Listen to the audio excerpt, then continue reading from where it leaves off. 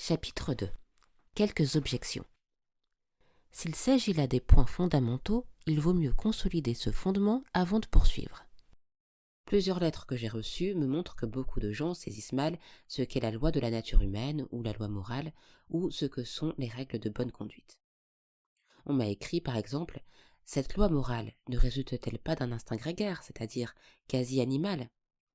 Ne s'est-elle pas développée comme tous nos autres instincts ? » Je ne nie pas en effet que nous possédions un instinct grégaire, mais ce n'est pas ce que j'entends par loi morale. Rappelez-vous ce que vous ressentez lorsque l'instinct vous aiguillonne, l'amour maternel, l'instinct sexuel ou la faim.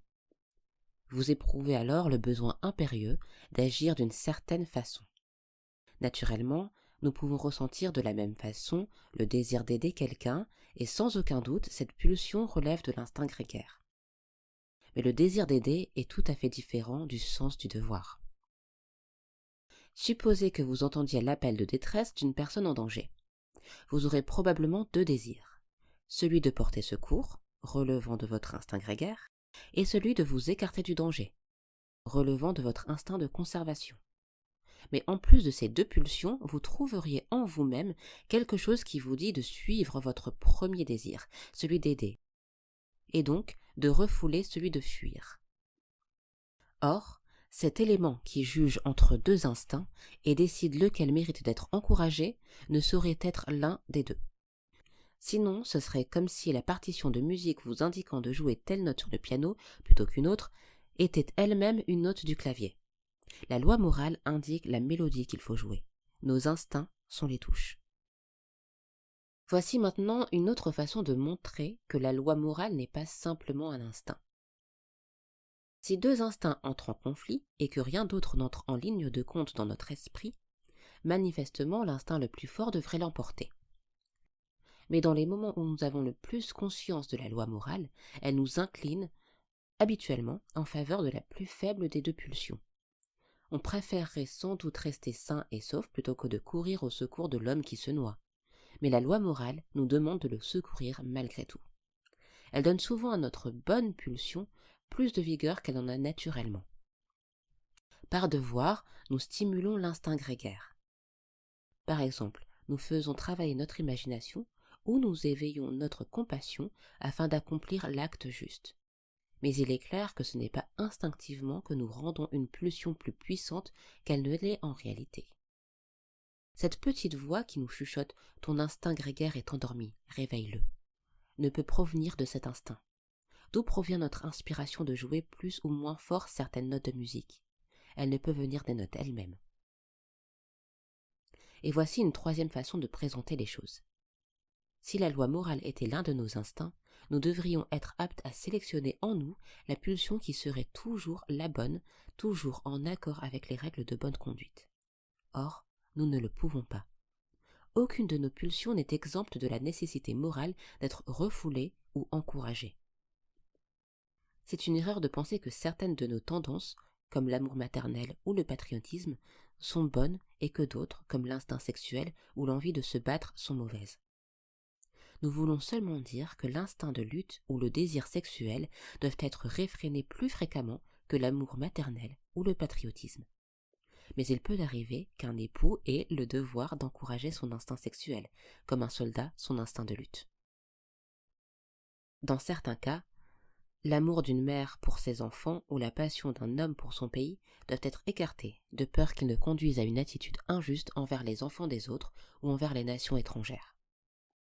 À vrai dire, il n'y a pas de bonne ou de mauvaise pulsion en soi. Pensez au corps au piano. Il ne possède pas deux catégories de notes, les bonnes et les mauvaises. Chaque note est bonne à un moment donné et mauvaise à un autre. La loi morale n'est pas un instinct spécifique ou une panoplie d'instincts. C'est quelque chose qui produit une mélodie, que nous appelons bonté ou bonne conduite, en dirigeant nos instincts. Cette constatation a de grandes implications pratiques. L'attitude la plus dangereuse que l'on puisse avoir consiste à sélectionner une de nos pulsions naturelles pour l'ériger en guide et la suivre à tout prix. Chacune peut nous transformer en démons si nous en faisons un guide absolu. Par exemple, si vous pensez que l'amour de l'humanité est un objectif sûr, vous vous trompez. Si vous excluez la justice, vous irez jusqu'à rompre vos alliances et porter de faux témoignages en faveur de l'humanité. Vous deviendriez finalement une personne cruelle et déloyale. D'autres personnes m'ont écrit « Cette loi morale n'est-elle pas simplement une convention sociale, quelque idéal que nous inculque l'éducation ?» Je crois que cette opinion relève d'un malentendu. Les personnes qui posent cette question supposent généralement que tout ce que nous avons appris de nos parents et de nos enseignants n'est qu'une invention humaine, mais ce n'est pas le cas. On nous enseigne à l'école la table de multiplication. Un enfant qui grandirait solitaire sur une île déserte ne la connaîtrait pas. La table de multiplication ne serait pas pour autant une convention inventée par les hommes et elle n'aurait pas été différente s'ils l'avaient voulu. Je suis pleinement d'accord que nous apprenons de nos parents, de nos enseignants, de nos amis et de livres de règles de bonne conduite comme nous recevons d'eux tout le reste. Mais si certaines des règles enseignées ne sont que de pures conventions très différentes selon les pays, d'autres pourtant, comme les mathématiques, sont des vérités avérées. La question est de savoir à quelle classe appartient la loi de la nature humaine. Deux raisons permettent d'affirmer qu'elle est une vérité autant que le sont les mathématiques. La première est que, comme je l'ai dit dans le premier chapitre, même si les principes moraux varient selon l'époque et le pays, les différences ne sont finalement pas très grandes et moins importantes que ne l'imaginent la plupart des gens. On peut repérer la même loi qui les inspire, alors que les pures conventions, telles que le code de la route ou la mode vestimentaire, peuvent diverger beaucoup plus. L'autre raison est la suivante. Quand vous considérez les différences entre les peuples sur le plan de la morale, vous arrive-t-il de penser que la morale d'un peuple a toujours été meilleure ou pire que celle d'un autre? Parmi les changements intervenus, y a-t-il eu des améliorations? S'il n'en est rien, alors aucun progrès moral n'est possible. Le progrès signifie non pas seulement un changement, mais un changement vers le mieux. Si aucun code moral n'est plus vrai ou meilleur qu'un autre, pourquoi préférerait-on la morale des civilisés à celle des sauvages, ou la morale chrétienne à celle des nazis? En fait, nous croyons tous fermement que certaines morales sont supérieures à d'autres. Nous croyons que des individus qui ont tenté de changer les principes moraux de leur époque étaient des réformateurs ou des pionniers, des personnes qui avaient une meilleure conception de la morale que leur entourage. Dès l'instant où vous affirmez qu'une morale est meilleure qu'une autre, vous vous référez à une norme qui fait autorité. Mais le critère de jugement que vous appliquez à ces morales n'est pas de la même nature que ces morales. En réalité, vous les confrontez à quelque morale vraie qui doit exister réellement indépendamment de ce que pensent les gens. Vous considérez que les idées de certains sont plus proches de cette valeur suprême que d'autres. Autrement dit, si vos principes moraux peuvent être plus vrais et ceux des nazis moins vrais, il doit exister quelque morale étalon qui sert de référence. La raison pour laquelle votre idée de New York peut être plus juste ou moins juste que la mienne tient au fait que New York est un lieu réel, existant indépendamment de ce que nous pensons l'un et l'autre.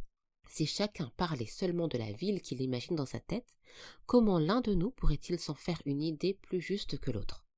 La vérité ou l'erreur n'entrerait plus en ligne de compte.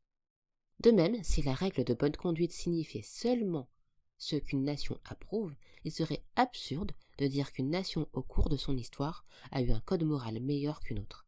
Prétendre que le monde puisse devenir meilleur ou pire sur le plan moral serait d'ailleurs tout aussi insensé. Je conclus donc. Bien que différentes personnes aient différents principes moraux, et que ceux-ci nous fassent douter de l'existence d'une loi naturelle de bonne conduite, ce que nous pensons au sujet de ces différences prouve exactement le contraire. Encore un mot avant de terminer. J'ai rencontré des personnes qui amplifient les divergences, car elles ne distinguent pas entre les différences d'ordre moral et celles qui touchent de l'interprétation des faits. Ainsi un homme m'a dit « Voici 300 ans, en Angleterre, on mettait à mort les sorcières.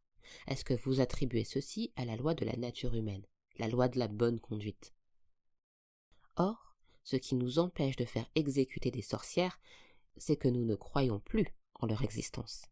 Si nous croyons qu'il existe des gens ayant vendu leur âme au diable et recevant en échange des pouvoirs surnaturels qu'ils utilisent pour tuer, rendre fou ou provoquer la pluie, nous serions sûrement tous d'accord pour que ces maudits collaborateurs du diable soient mis à mort.